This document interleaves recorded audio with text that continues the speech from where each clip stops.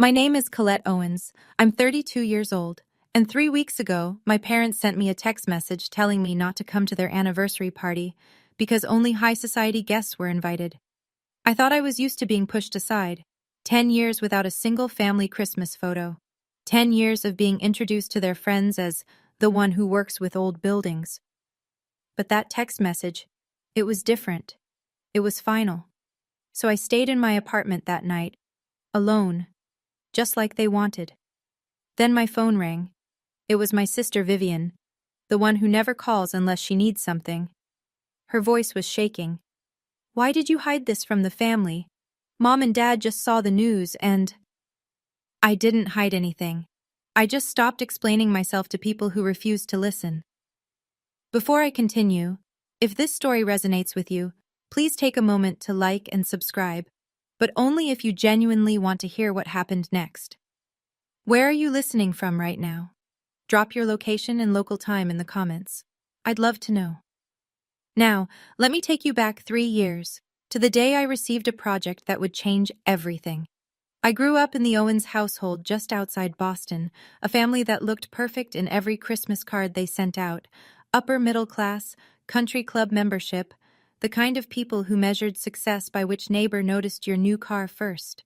My older sister Vivian was the pretty one, the social one, the daughter who married Bradley Hartley from Goldman Sachs and moved into a 6-bedroom colonial in Wellesley. My parents couldn't stop talking about her. And then there was me.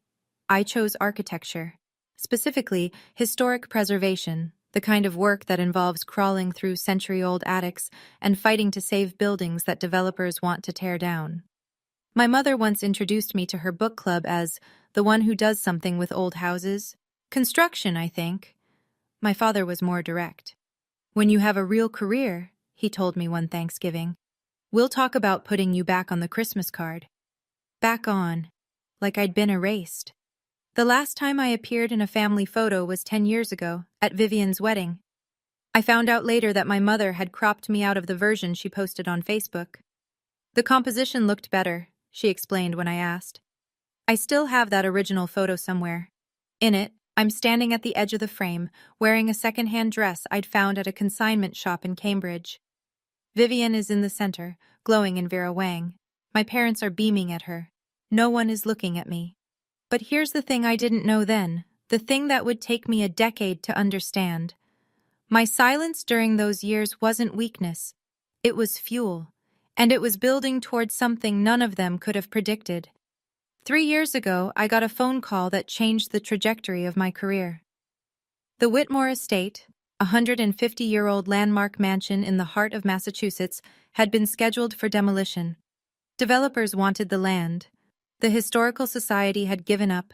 Everyone assumed it was over, but the National Trust for Historic Preservation wasn't ready to let it go. They needed an architect who could present a restoration plan compelling enough to justify the $12 million budget. Someone who understood that old buildings weren't just structures. They were stories. They called me. I spent 3 weeks preparing my proposal. I researched every original blueprint, every renovation record, every newspaper article from 1874 onward. When I presented to the board, I didn't just show them what Whitmore Estate could become. I showed them what it had always been, and why that mattered. Margaret Caldwell, the executive director of the National Trust, signed the approval letter herself. I still have that email saved in a folder labeled Evidence, not because I thought I'd need proof someday, but because I wanted to remember the moment someone in power believed in me. For 18 months, I lived and breathed that restoration. I hand-selected every replacement timber. I tracked down artisans who still knew how to restore Victorian plasterwork. I spent 3 months on the front doors alone, 2 massive panels of quarter-sawn oak that had been rotting for decades. My parents never knew. I worked under my firm's name, not my own. I don't like attention. And honestly, I'd stopped trying to impress people who never planned to be impressed. But I didn't know then that my parents, of all the venues in Massachusetts, would choose Whitmore Estate for their 35th anniversary party, the building I'd saved, the doors I'd restored, the legacy I'd protected. Funny how life arranges its ironies. Let me tell you about last Christmas. I wasn't invited, of course, but I showed up anyway, Drove 2 hours through a snowstorm because some part of me still believed that maybe, this time, things would be different. My mother opened the door in a cream cashmere sweater, Hermes scarf draped just so around her neck. Her smile flickered for exactly 1 second when she saw me. "Oh, Colette, we weren't expecting you." "I brought a gift," I said, holding up a wrapped package, a first-edition book on European cathedral architecture. I'd found it at an estate sale and spent more on it than I should have. She took it without looking at the paper. "How thoughtful. I'll put it with the others." Inside, Vivian was holding court by the fireplace, showing off photos of her latest philanthropy event on her phone. My father was deep in conversation with a man I recognized from the news. Judge Harrison, a federal appointee and apparently a new addition to their social circle. When my father saw me, he didn't say hello. He just nodded once, then turned back to his conversation. "As I was saying, Judge, our daughter Vivian has been doing wonderful work with the Children's Hospital Foundation." Our daughter. Singular. I stood in that living room for 45 minutes. No one spoke to me directly. When my mother introduced me to a woman from her book club, she said, "This is Colette. She does renovations, hammers and things." The woman's smile was polite and dismissive. "Oh, how interesting." I left before dessert. On my way out, I passed the hallway table where my gift had been placed, still wrapped, with a sticky note on top in my mother's handwriting. "Regift to charity?" That was the night I made myself a promise. I would never again walk into a room where I wasn't wanted. 3 weeks before my parents' anniversary party, I was sitting in my apartment in Cambridge when my phone buzzed. A notification from a group chat I'd been removed from 2 years earlier. Owen's family. They'd added me back, just to send one message. "Colette, don't come to the anniversary party. Only high society guests will be there. We don't want to explain your situation. Mom and Dad." I read it 3 times. Not because I didn't understand, but because I wanted to make sure I wasn't imagining it. Your situation. Like I was a problem to be managed, an inconvenience to be hidden. I didn't reply. Some messages don't deserve the energy of a response, but here's what my parents didn't know. That same afternoon, a different envelope arrived in my mailbox. Heavy cream stock, the American Institute of Architects seal embossed in gold. I opened it with shaking hands. "Dear Ms. Owens, on behalf of the AIA Gold Medal Selection Committee, we are pleased to inform you that you have been nominated for the 2024 Gold Medal in the Emerging Voice category. Your restoration work on Whitmore Estate has been cited as a defining example of preservation excellence." The Gold Medal. Architecture's highest honor. The same award given to Frank Lloyd Wright, I.M.P., Frank Gehry. And at the bottom of the letter, one signature. Margaret Caldwell, Executive Director, National Trust for Historic Preservation. The same Margaret Caldwell that my parents, I would later learn, had personally invited to their anniversary party. The woman they wanted to impress for her charity board connections. My mentor. I set the letter down next to my phone.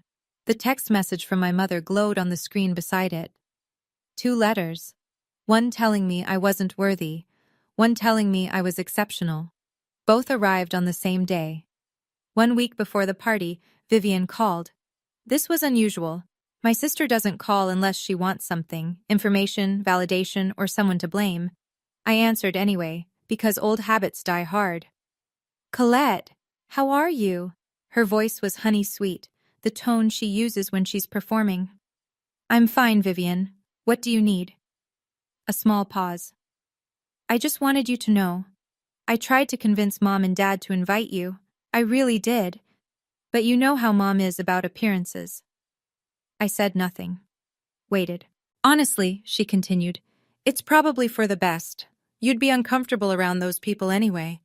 The Harrisons will be there, and the Pierces and some executives from Dad's old firm. It's not really your scene, you know? My scene. You know what I mean. All that small talk about vacations and investments. You'd be bored." She laughed lightly. "I'm doing you a favor, really." I almost believed her. That's the thing about Vivian. She's been gaslighting so long, she's convinced herself it's kindness. "So," she continued, And here was the real reason for the call. "What have you been up to lately? Anything exciting?" She was fishing, looking for information to share at the party, probably to prove she still kept in touch with her troubled sister. "Nothing much," I said. "Just work." "Still doing the old building thing?" "Still doing the old building thing." "Well," I could hear her disappointment. No gossip to harvest. "Take care of yourself, okay? And don't take the party thing personally. It's really not about you." But it was about me. It was always about me. Specifically, about making sure I stayed invisible. I found out later that Vivian hadn't advocated for my invitation at all. She was the one who'd suggested to our mother, "She's always so awkward at these things. It'll be easier for everyone if she just doesn't come." My father called 3 days later. This was even more unusual than Vivian. Richard Owens doesn't make phone calls, he issues summons. The fact that he was reaching out directly meant he wanted to make sure the message was clear. "Colette." His voice was the same one he'd used my entire childhood, clipped, efficient, like he was closing a deal. "I understand you received the message about the anniversary." "I did." "Good. Your mother and I have discussed it. The guest list is final." I waited for him to say something else. An explanation, maybe, even a thin justification. Instead, "Judge Harrison will be there, several partners from my old firm, important people." "I understand, Dad." "Do you?" He sighed, and I heard years of disappointment in that sound. "If you'd made different career choices, we wouldn't be having this conversation. I've always said that. A woman with your intelligence could have done anything: law, medicine, finance. Instead, you chose to play with old buildings." Play. Like my 18-month restoration of a historical landmark was a hobby. "The guest list is final," I repeated. "You said that." "I'm glad we understand each other." He was about to hang up when he added, almost as an afterthought, "Some woman from the National Trust is coming, Margaret something. Your mother wants to get on her charity board, so it's important everything goes smoothly. No distractions." Margaret Caldwell. The woman who'd mentored me through the most important project of my career. The woman whose signature was on my AIA nomination letter. My father was hoping to impress my own mentor at a party in a building I had restored, while keeping me hidden like a family embarrassment. "No distractions," I said. "Got it." I hung up before he could hear me laugh. 2 days before the party, I received a text from Aunt Patricia, my father's sister, a woman I saw maybe once a year at obligatory family gatherings. "Colette, honey, your mother told me about the party situation. I just wanted to check in. She mentioned you've been struggling with some mental health issues? Is everything okay?"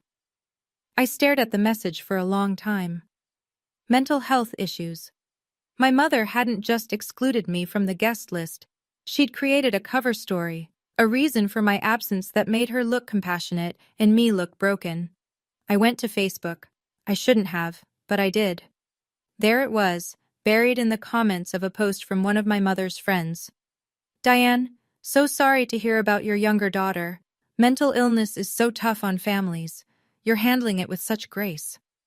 My mother had liked the comment. I scrolled further, found another. "Sending prayers for Colette. Diane has been so strong through all of this." And my mother's reply, "Thank you, Susan. We're doing our best. Some children just struggle." I looked around my apartment, at the framed architecture awards on my walls, the stack of trade magazines with my projects featured inside, the email from the AIA sitting open on my laptop. I was sitting in the office of a woman who had just been nominated for the highest honor in her profession, and my mother was telling people I couldn't function. Here's the thing about lies: they need maintenance. They need to be fed and watered and repeated until everyone forgets they started as fiction. My mother had built an entire mythology around her troubled second daughter, and she'd been cultivating it for years. But mythologies have a weakness. They collapse the moment reality walks through the door. The night before the party, I called Margaret Caldwell. Not to complain, I've never been good at that, but to confirm the timeline for the AIA announcement. I knew the nomination would be made public soon. I just didn't know exactly when. "Colette," Margaret's voice was warm, the way it always was. "I was hoping you'd call. The committee has finalized everything. The announcement goes live tomorrow evening. Tomorrow, the same day as my parents' party. That's wonderful, I said, and meant it. There's something else. I could hear the smile in her voice. The National Trust Board has approved a new grant, $500,000 for the governor's mansion restoration, and we want you to lead it. I had to sit down. Margaret, I don't know what to say. Say yes, you've earned this. She paused. Will your family be celebrating with you tomorrow? I imagine they must be incredibly proud.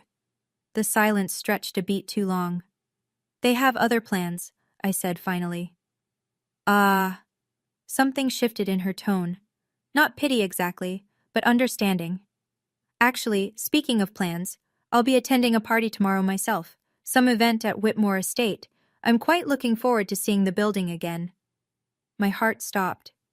An anniversary party? I asked, though I already knew. Yes, I believe so. The Owens family, if I'm not mistaken. Do you know them? I nearly laughed. You could say that. Small world, Margaret said cheerfully. Well, if you find yourself free tomorrow evening, you know where to find me. I'd love to toast your nomination in person. I thanked her and hung up. Margaret would be at my parents' party, in my building, surrounded by people who'd been told I was mentally ill. And the announcement that would prove them all wrong was scheduled to go live at 7:30 p.m. Let me pause here for a moment. If you've ever been treated by your own family like you didn't exist, but you're still standing, still building, still moving forward, I see you. Type "still standing" in the comments. And if you want to know what happened when the truth finally came out at that party, make sure you're subscribed. You don't want to miss what comes next. Now, back to the story. The morning of the party, I woke up alone in my Cambridge apartment. Sunlight came through the windows at that golden angle that makes everything look softer than it is. I made coffee the way I always do, French press, dark roast, no sugar, and sat at my kitchen table surrounded by the things that made this space mine. Architecture books stacked on every surface, dried lavender in a mason jar on the windowsill, a framed print of the Whitmore Estate blueprints above my desk. My apartment is small, 800 square feet, maybe. Nothing impressive by my parents' standards. But everything in it I'd chosen. Everything in it I'd earned. I opened my laptop to work on some project notes, determined to treat this day like any other. But then Instagram's algorithm betrayed me. Vivian's story appeared at the top of my feed. A video of her in the back of a black car, champagne flute in hand, getting her hair touched up at some salon that probably charged more per hour than my monthly utilities. The caption, "Getting ready for the big night." I kept scrolling. Shouldn't have, but I did. Another story, the front facade of Whitmore Estate, decorated with white flowers and twinkling lights for the evening. She'd filmed it from the car window as they pulled up for setup. And there, in the corner of the frame, I saw them. The oak doors. My doors. The ones I'd spent 3 months restoring, sourcing replacement hardware from a specialty shop in Vermont, hand-sanding every panel until the grain emerged like it had been waiting a century to be seen again. Vivian didn't know. None of them knew. They were about to throw a party in a building full of my fingerprints, and they'd told me I wasn't welcome to attend. I closed Instagram and went back to my coffee. I didn't witness what happened next directly, but I heard about it later. From Margaret, from Aunt Patricia, from the fragments my family let slip in the aftermath. So let me tell you what I pieced together. The party began at 6 o'clock. 150 guests arrived in a procession of German luxury sedans and hired town cars. Black tie, the women in gowns that cost more than my first car, the men in tuxedos tailored on Newbury Street. The string quartet played Vivaldi as servers in white gloves circulated with champagne. Krug, according to Vivian's Instagram story, $300 a bottle. My mother stood at the entrance in a burgundy Valentino gown, diamonds at her ears, greeting every guest like she was hosting the Met Gala.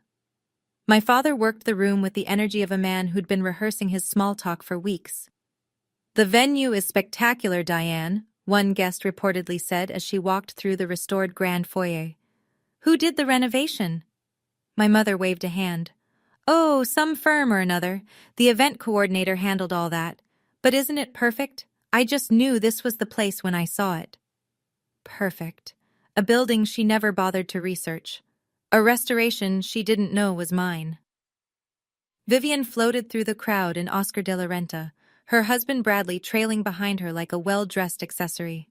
She posed for photos beside the marble fireplace, beneath the restored chandelier, against the hand-painted wallpaper I'd fought to preserve when everyone else wanted to tear it out. The centerpieces on every table were white hydrangeas in crystal vases, flanked by diptyque candles. "Mom's taste is impeccable," Vivian captioned her latest story. And somewhere across town, I sat in my small apartment, watching it all unfold on a 6-inch screen. Margaret Caldwell arrived at 7 o'clock. She came without fanfare, no entourage, no announcement, but the room noticed anyway. Margaret has that quality. She doesn't demand attention, she simply carries it with her. Understated elegance. A navy dress, simple pearls, the kind of presence that comes from decades of being the most knowledgeable person in any room about any building she stands in. My mother spotted her immediately. "Mrs. Caldwell?" Diane crossed the foyer with her champagne glass raised, her smile wide enough to accommodate all her ambitions. "What an absolute honor to have you here. I've heard so much about the National Trust's work, truly inspiring." Margaret accepted the greeting with polite neutrality. "Thank you for the invitation. I must say, I have a personal connection to this estate. It's lovely to see it in use." My mother's eyes lit up. An opening for connection, for networking, for whatever board position she'd been angling toward. "Oh, how wonderful. Did you attend events here before the renovation?" "After, actually." Margaret glanced around the room, her gaze lingering on the restored crown molding, the original hardwood floors, the windows I'd fought to preserve. "I was quite involved with the restoration project, worked closely with the lead architect." My mother nodded along, clearly not listening, already calculating her next move. "Speaking of which," Margaret continued, "I was hoping to see Colette here tonight. Is she running late?" My mother's smile froze. For 1 second, just one, the mask slipped. "Colette?" She recovered quickly, rearranging her expression into something approaching concern. "Oh, she couldn't make it. She's not well, I'm afraid. You know how it is." Margaret's eyes narrowed slightly. "That's strange. I spoke with her just yesterday. She sounded perfectly fine." My mother had no response for that. The first crack had appeared. At 7:30 p.m., the American Institute of Architects published their announcement. The AIA Gold Medal nominations appeared on their website, their social media accounts, and in a press release sent to every major architecture publication in the country. Within minutes, Architectural Digest shared their pre-written feature article. 12 pages of photographs and interviews, months in the making, timed perfectly to the announcement. The headline, "Colette Owens, the woman reshaping America's architectural heritage." I was still in my apartment when I saw it go live. I refreshed the page 3 times to make sure it was real. My photo, my work, my name, all of it, out in the world for anyone to find, including the guests at my parents' party. It started with a local journalist, a woman who covered arts and culture for the Boston Globe and had been invited as a friend of a friend. Her phone buzzed with a news alert. She glanced at the screen, then did a double take. "Did you see this?" she said to the man beside her. "The architect who restored this building just got nominated for the AIA Gold Medal." The man leaned over to look. "Whitmore Estate? This building?" "The very one." She scrolled through the article. "Colette Owens, only 32. They're calling her one of the most important preservation architects of her generation." The name began to circulate, whispered at first, then spoken aloud. Guests pulled out their phones. The Architectural Digest article loaded on screen after screen, and in that article there was a photograph. Me, standing in front of Whitmore Estate's restored entrance, smiling in a way I'd almost forgotten I could. One guest turned to another. "Wait, Owens? Isn't that the host's name?" The question hung in the air like a lit fuse. My mother is very good at managing narratives. She's had decades of practice, curating her image, controlling what people see, burying what they shouldn't. But she couldn't manage this. "Colette Owens?" A woman in emeralds approached my mother with her phone extended. "Diane, is this your daughter?" My mother glanced at the screen, saw my face, saw the headline. and her expression cycled through surprise, then recognition, then something close to panic, all in the space of a heartbeat. "Oh, that must be a different Owens." She laughed, but it came out wrong. Too high, too fast. "Our Colette works in construction, I believe, not architecture. But the article mentions she's from the Boston area, and she has the same last name." "Common name." My mother waved her hand dismissively. "I'm sure it's just a coincidence." But another guest had already Googled my name. "It says here she grew up in Wellesley. Isn't that where you're from?" My father materialized at my mother's side, drawn by the commotion. "What's going on?" "They're saying the architect who restored this building is someone named Colette Owens." My father's face went carefully blank. His boardroom expression, the one he used when deals went sideways. "I'm sure there's been some mistake." But there was no mistake. The Architectural Digest feature was thorough. It mentioned my education, my early projects, and, most damning of all, included a quote from me about my childhood. I learned early that my work would speak louder than words. In my family, I never felt like my voice was heard, so I let the building speak instead. Someone read that quote aloud. The room went quiet. And my mother, for perhaps the first time in her life, had absolutely nothing to say. My phone rang at 7:52 p.m. I was still sitting at my kitchen table, still in my apartment, still alone. The AIA announcement had been live for 22 minutes. I knew what was coming before I even looked at the screen. "Vivian," I answered. "Why did you hide this from the family?" Her voice was shaking, not with concern but with fury barely contained. "Mom and Dad just saw the news and they're completely blindsided. Do you have any idea how embarrassing this is?" "Hello to you too, Vivian." "Don't you dare be sarcastic with me right now. Everyone at this party is asking about you. Everyone. Judge Harrison's wife just cornered Mom asking why you aren't here. Mrs. Caldwell, that National Trust woman, keeps bringing you up. This is supposed to be Mom and Dad's night, and you made it about yourself." I let her words wash over me. In the background, I could hear the party. Music, clinking glasses, and my mother's voice rising with forced brightness. "Yes, of course we knew. We just wanted to keep it private." "I didn't make anything about myself," I said quietly. "I just existed. I worked. I succeeded. And nobody asked." "You did this on purpose." Vivian's composure cracked completely. "You waited until tonight to—" "The AIA decides when announcements go out, not me. You should have told us. You should have warned us." I almost laughed. "Warned you about what? That I'm good at my job? You've had 10 years to ask me a single genuine question about my career. You never did." Silence. Then, muffled, I heard my mother in the background. "We had no idea. She never tells us anything." "I have to go," Vivian said, and hung up. I set down my phone and let the silence settle around me. For the first time, I didn't feel guilty for existing.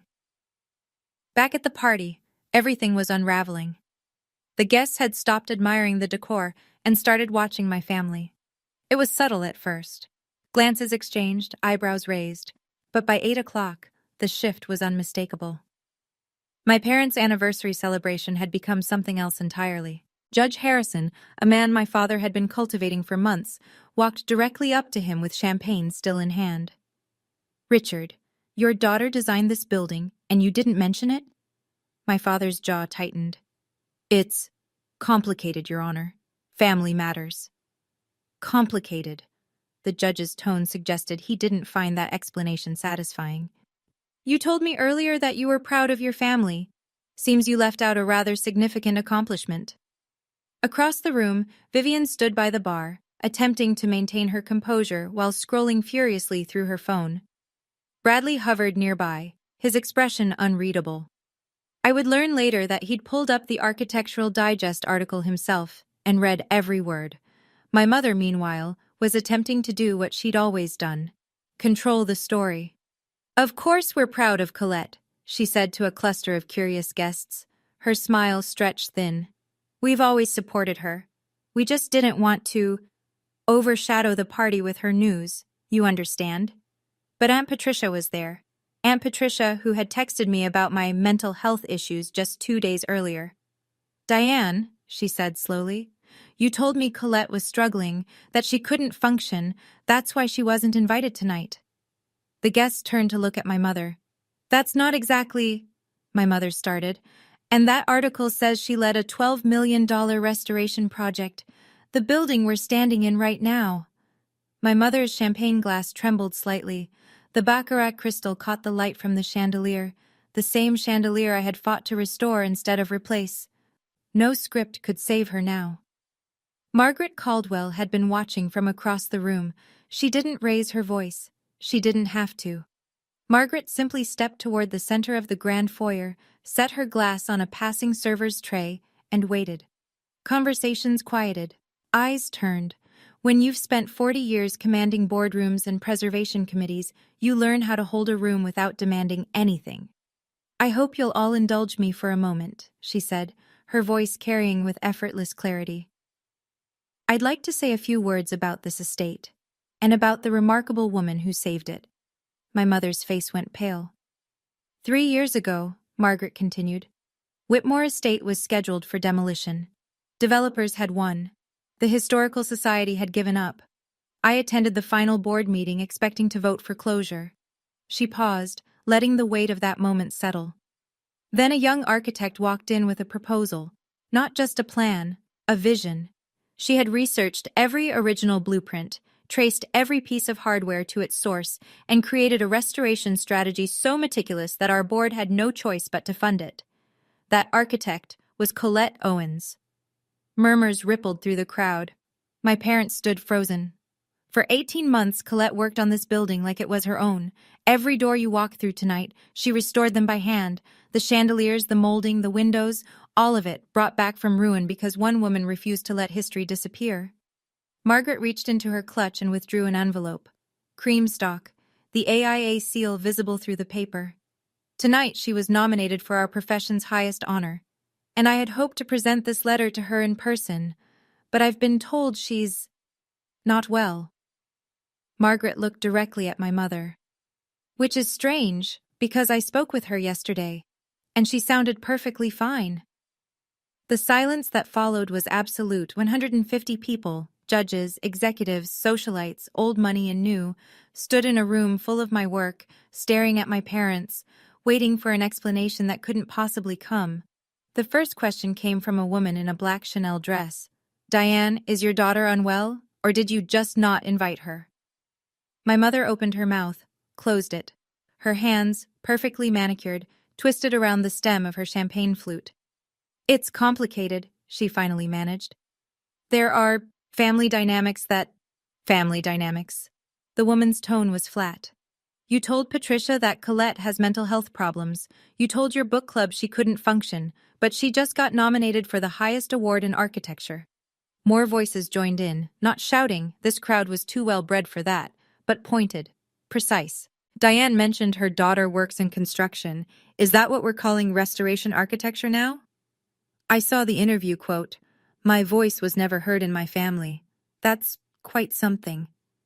And then Aunt Patricia, standing near the back, spoke up. Diane, you specifically told me Colette had a breakdown. You said that was why she couldn't come tonight. I believed you. I sent her a sympathy message. My mother's mask finally cracked. I didn't say, I never meant, she never tells us anything. How were we supposed to know? Know what? Judge Harrison stepped forward, his voice cool. That your daughter is apparently one of the most talented architects in the country? That she restored the very building you chose to host this party in? He shook his head slowly. Richard, you told me you were proud of your family. It seems what you meant was, you're proud of some of your family. My father had no response. The mythology my mother had built for a decade collapsed in 90 seconds. And then someone turned to Vivian. It was a young woman about her age, someone from the country club, I would later learn, part of her social circle. The kind of friend who knows all your secrets because you told her yourself. Wait, the woman said slowly, realization dawning. Vivian, you told me your sister was finding herself. You said she never really launched. That she was basically, how did you put it, the family embarrassment. Vivian's perfectly composed face went rigid. That's not, I didn't mean it like, you said she had mental problems, that your parents didn't talk about her because it was too painful. Another voice joined in. You told me she works at some handyman company, that she dropped out of college. I said she left her graduate program early, Vivian's voice rose defensively. That's technically true. She finished ahead of schedule, but... So she finished early, and then restored a $12 million landmark, and got nominated for the highest honor in architecture. The first woman crossed her arms. That's what you call not launching? I could imagine Vivian standing there, her Oscar de la Renta gown, her perfect hair, her entire identity built on being the successful daughter, watching it all crumble. And then Bradley spoke. Her husband, the Goldman Sachs banker, the one she'd married to complete the picture of success. Vivian. His voice was quiet, but in the sudden hush everyone heard. You told me your sister was troubled, that she was the family shame. That's why we never see her at holidays. He looked at his wife with something I recognized, the expression of a man realizing he'd been given a carefully edited version of his own family. What else have you not been telling me? Vivian's excuses died on her lips. Some lies can survive anything except the light. If you're thinking, how could things change this fast? I want to tell you something. They didn't. This moment was 10 years in the making. 10 years of silence. 10 years of letting my work pile up in the corner while everyone looked the other way. The truth doesn't need drama to come out. It just needs time. Tell me in the comments. Have you ever had a moment when everyone finally saw what you'd been building all along? Let's continue. After Vivian hung up on me, I sat in my apartment for a long time. The evening light had shifted to that blue-gray that comes before full dark. My phone had buzzed several more times, texts from colleagues who'd seen the announcement, a voicemail from a reporter at the Globe, but I'd ignored them all. I wasn't ready to celebrate, not yet. I walked to the window. From my apartment, I couldn't see much, just the back of another building, a slice of street, the ordinary life of Cambridge going about its evening. But somewhere 45 minutes away, a party was falling apart. I thought about what Margaret had said on the phone the night before. If you find yourself free tomorrow evening, you know where to find me. I thought about the oak doors I'd spent 3 months restoring, the chandeliers, the hand-painted wallpaper. Every corner of that building held a piece of my attention, my care, my love. My parents had told me I wasn't welcome there, but that building was mine in every way that mattered. I stood up, walked to my closet, found the dress I'd been saving for some future occasion I could never quite name, a midnight blue wrap dress, simple but elegant.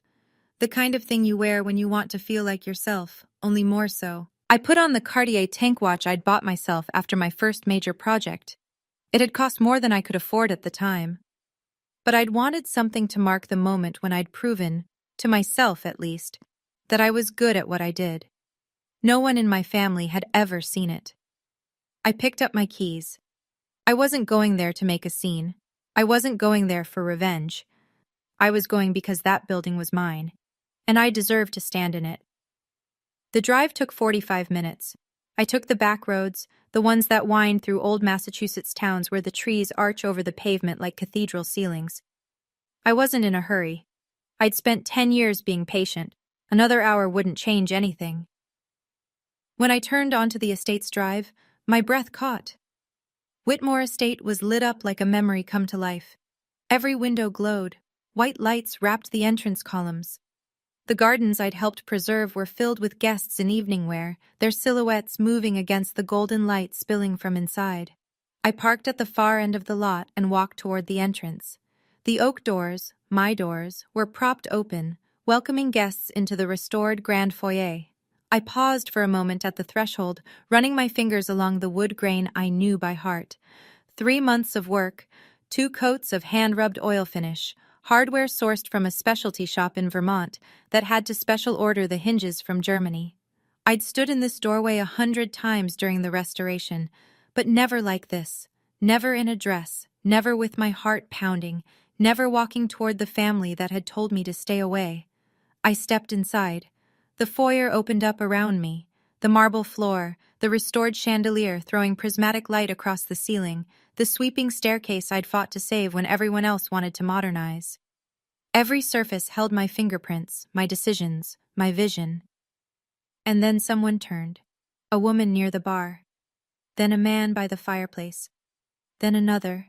And another. That's her. A whisper carried across the room. That's Colette Owens. 150 people fell silent, and I stood in the doorway of the building I'd saved, finally ready to be seen. My mother was standing near the center of the room when she saw me. I watched her face cycle through every emotion she'd spent decades suppressing in public. Shock, then recognition, then fear, then, briefly, something that might have been shame. The champagne glass in her hand tilted at a dangerous angle. Her Valentino gown suddenly looked less like armor and more like a costume. My father stood beside her, his face carefully blank. The boardroom expression. I walked toward them, not rushing, not hesitating, just walking, the way you walk when you're going home. Margaret caught my eye from across the room and gave me a small nod. Permission, encouragement, support. I stopped a few feet from my parents, close enough to be heard, close enough for the guests nearby to hear too. Mom, Dad? My voice was steady, quieter than I expected. I got your message. I know I wasn't invited. My mother opened her mouth, but nothing came out. But this building was my project, I continued. 18 months of my life. Every door, every window, every piece of molding you've been showing off tonight. I designed the restoration. I supervised every contractor. I was here before sunrise and after sunset for a year and a half, making sure this place would stand for another century. My father finally spoke. Colette, this isn't the time or place for what, Dad? For existing? For being good at something? I wasn't angry. That's the strange part. I'd expected to feel angry. I'd earned the right to it. But standing there, in that room, I just felt clear. I'm not here to ruin your party, I said. I'm here because this place matters to me, even if I don't seem to matter to you. The silence that followed was the loudest thing I'd ever heard. My mother recovered first. She always does. Colette, sweetie. The endearment sounded foreign in her mouth, sticky, unpracticed. Of course we wanted you here. We just thought you'd be more comfortable at home. You know how overwhelming these events can be. Overwhelming. I repeated the word slowly, letting its hollowness echo. You told Aunt Patricia I had mental health issues. You told your book club I couldn't function. You told people I work in construction. A few gasps from the surrounding guests. Someone's phone was definitely recording. I could see the subtle angle of a screen, but I didn't care. My father stepped forward, his voice dropping to that low register he uses when he's trying to establish control. This isn't the time or place for family drama, Colette. You're embarrassing yourself. No, Dad, I held his gaze. I'm embarrassing you. There's a difference. Vivian appeared at my mother's side, her face flushed with anger and champagne. You always have to make everything about yourself, don't you? This is Mom and Dad's anniversary, their night, and you just had to show up and… I didn't make the AIA announce tonight, I said calmly. I didn't make Architectural Digest publish tonight. I didn't even know about this party until 3 weeks ago, when you all told me not to come. Judge Harrison's voice cut through from somewhere to my left. Actually, I think the drama started when you invited guests to a building your own daughter restored, and then told everyone she was too mentally unwell to attend. My mother's face crumpled for just a second, just long enough for everyone to see. I never said, she was stammering now, the polished socialite gone, replaced by someone who had finally run out of narratives. But I was done listening to her explanations. Margaret Caldwell stepped forward. She moved through the crowd with the quiet authority of someone who has spent her entire career protecting things that matter. When she reached my side, she placed a hand briefly on my shoulder, a gesture so simple it almost broke me. Since Colette is here, Margaret announced, her voice carrying to every corner of the room, I'd like to share something I had planned to announce regardless of tonight's developments. The room went still. The National Trust for Historic Preservation has approved a new grant in the amount of $500,000 for the restoration of the governor's mansion in Boston. It's one of the most significant preservation projects we've undertaken in a decade. She paused, letting the number sink in, and we have selected Colette Owens to lead the project.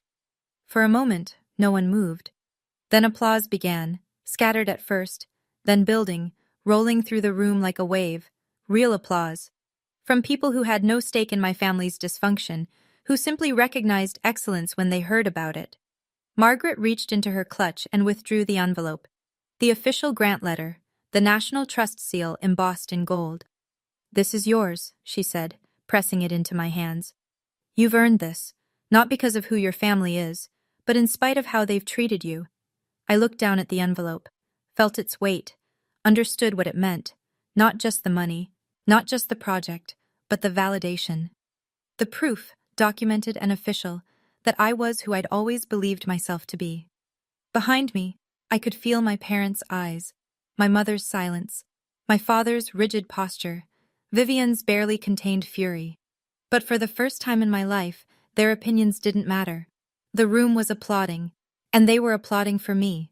What happened next was almost too perfect. While I stood holding the grant letter, still processing what had just occurred, the guests began to approach. Not my parents, not Vivian, but me. Business cards appeared. Congratulations were offered. Real, genuine interest from people who had spent the evening thinking they were at a simple anniversary party and now found themselves witnessing something far more interesting. My mother stood alone by the fireplace. The women from her book club, the same ones who had sent her sympathy messages about her troubled daughter, were now carefully avoiding eye contact. I watched one of them whisper to another, both glancing at my mother with expressions that had shifted from deference to something closer to pity. Or maybe judgment. My father attempted to salvage what he could. I saw him approach Judge Harrison, hand extended for a shake that didn't come. "Richard," the judge said coolly, "I think you and I need to reconsider that golf invitation we discussed. I prefer to spend my leisure time with people who have their priorities in order." He walked away without waiting for a response. Vivian was standing near the bar, phone in hand, probably composing damage control Instagram stories that would never quite repair her reputation. But it was Bradley's face that caught my attention. Her husband, watching her with the expression of someone rearranging everything he thought he knew. Later, I would learn that Bradley had started asking questions. About what else Vivian had told him. About what other stories she'd constructed. Their foundation, so carefully built on image and assumption, had developed a crack that couldn't be plastered over, and Aunt Patricia found me in the crowd. "Colette." Her voice was small. "I'm so sorry. I didn't know. Your mother told me things that weren't true. I should have asked you directly." I nodded. What else was there to say? Before I left, I asked my parents for a moment. Not privately, there was no point in privacy anymore, but off to the side of the foyer, near the restored bay window that I'd spent 2 weeks repairing. A few guests lingered within earshot. I didn't care. My mother's face was blotchy beneath her makeup. My father's jaw was clenched so tight I could see the muscle jumping. Vivian had drifted away, whether from shame or self-preservation I couldn't tell. "I'm not asking you to apologize tonight," I said. My voice was calm, calmer than I felt. "I'm not even asking you to understand what you did wrong." My mother started to speak, but I held up a hand. "I spent 10 years trying to explain myself to you. 10 years hoping that if I just worked hard enough, achieved enough, you would finally see me. But you never did. You never wanted to." My father exhaled sharply. "Colette, this is hardly the time." "You're right," I said. "It's not. The time was 10 years ago, when you cropped me out of the family photos. The time was every Christmas I wasn't invited to. The time was 3 weeks ago when you texted me that I'd embarrass you in front of your important guests." I looked at them both, really looked, the way you look at something you're ready to release. "I'm done explaining myself. From now on, you can reach out when you're ready to see me for who I actually am, not before." My mother's eyes were wet. "Colette." "Not tonight, Mom." I stepped back. "I've said what I needed to say." I turned and walked through the oak doors I'd restored. And for the first time in my life, leaving my family didn't feel like running away. It felt like walking towards something. I learned about Vivian's situation in pieces over the weeks that followed. Aunt Patricia became my unexpected source of information. Apparently, being lied to about your niece's mental stability creates a certain solidarity. She called me a week after the party, her voice careful. "I thought you should know," she said. "Vivian and Bradley, they're doing a trial separation." I was standing in my kitchen, coffee growing cold in my hands. Because of what happened at the party? That was the catalyst, but apparently Bradley started asking questions afterward. About other things Vivian had told him, about her charity work, about her finances, about, well, a lot. I thought about my sister's Instagram, the carefully curated photos, the filtered life, the image she'd constructed so meticulously, a house of cards. He realized she'd been editing the truth for years, Aunt Patricia continued. Not just about you, about everything. I didn't feel satisfied hearing this. I didn't feel vindicated. I just felt tired. Sad, maybe, for the sister I might have had if she hadn't spent so long trying to be the only one worth seeing. A few days later, Vivian sent me a text message. 4 words. "You ruined my life." I looked at it for a long time, then I deleted it without responding. I didn't ruin her life. I just stopped being the convenient explanation for her own unhappiness. Without a scapegoat, without a troubled sister to point to, all her carefully constructed stories had nothing to hide behind.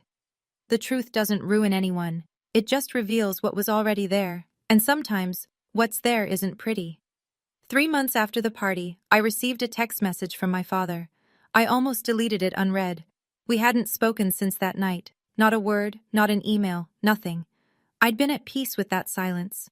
I'd learned that some relationships aren't meant to be repaired. They're meant to be released. But something made me open it. Colette, I've been thinking. I'd like to see the governor's mansion project when it's done, if you're okay with that.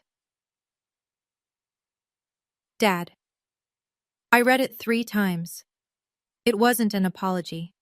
It wasn't an acknowledgement of everything that had happened. The years of dismissal, the lies, the text message telling me I'd embarrassed them. It was just an ask. A small door cracked open. I didn't respond right away. I let it sit for a week, turning it over in my mind like a stone I'd found on a beach. Then I wrote back, "Okay. When it's done, I'll let you know." It wasn't forgiveness. Not yet. Maybe not ever. I haven't decided. But it was a possibility. A chance for something different if he was willing to do the work. My mother hasn't contacted me at all. According to Aunt Patricia, she's still in denial, still telling people that the party incident was a misunderstanding, still insisting she's done nothing wrong. Some people can't admit their mistakes without their entire identity collapsing. I don't know if she'll ever be ready. I'm not waiting to find out. What I've learned is this. Forgiveness isn't about them deserving it. It's about me not carrying the weight anymore. But forgiveness doesn't mean forgetting, and it definitely doesn't mean going back to the way things were. Some doors can be opened again. Others stay closed for a reason. I'm standing outside the governor's mansion now. It's a gray morning, late winter, the kind of cold that makes your breath visible and your fingers stiff. The building rises in front of me. 3 stories of federal architecture, brick and limestone, windows that have watched over Boston for 200 years. It needs work. A lot of work. The foundation has cracks. The roof needs replacing. There's water damage in the east wing that will take months to address. I can't wait to get started. I think about the girl I was 10 years ago, the one standing at the edge of her sister's wedding photo, wearing a second-hand dress, wondering why she never quite fit. That girl spent so long waiting for permission, waiting for her family to see her, waiting for someone to confirm that she was worth something. I don't wait anymore. The Cartier tank watch on my wrist catches the morning light. I bought it myself, with money I earned, for work I did well. No one in my family gave it to me. No one in my family even knows its value. But I do. A reporter from the Globe called yesterday, wanting to do a follow-up interview. "Ms. Owens," she asked, "what advice would you give to young architects just starting out?" I thought about it for a long time. "Build something that lasts," I finally said. "And don't wait for permission from people who never plan to give it." She wrote it down. I wonder if she understood what I really meant. I spent 10 years proving myself to people who didn't want proof. They wanted me to stay small, stay invisible, stay in the box they'd built for me. But buildings aren't the only things that can be restored. Sometimes, the most important renovation is the one you do on yourself. So that's my story. No magic wills, no secret inheritances, no dramatic courtroom reveals, just 10 years of work, a few official documents, and the slow, patient accumulation of truth. My parents texted me 3 weeks before their party and told me not to come. They said only high society guests were invited. They said I'd embarrass them. And then the news anchor said my name on the same night they were trying to erase it. I don't know if that's karma or coincidence. I don't know if the universe arranges these things, or if we just notice the patterns that fit the stories we need to tell. What I do know is this: I stopped waiting for my family to see me. And somehow, that's when everyone else did. If you're listening to this and you're in the middle of your own 10 years, if you're working in silence, building in the dark, waiting for someone to notice what you've done, I want you to hear this. Keep going. The people who dismiss you might never change. Your family might never understand. The recognition you deserve might come late or not at all, or in ways you never expected. But your worth isn't determined by whether they see it. Your worth is determined by you. Build something that matters. Let your work speak. And when the time comes, when the doors finally open, walk through them with your head held high. You don't need anyone's invitation to stand in the rooms you've built. Thank you for staying with me until the end of this story. If it resonated with you, drop a comment. I read every one. And if you want to hear more stories like this, there's another one waiting for you in the description. Until next time. Colette. Thank you for being here with me until the very end. If this story touched something in you, let me know in the comments. I genuinely read every single one. Don't forget to like this video, subscribe to the channel, and hit the notification bell if you want more stories like this. There's another story waiting for you right now. Check the description for the link. I'll see you in the next one.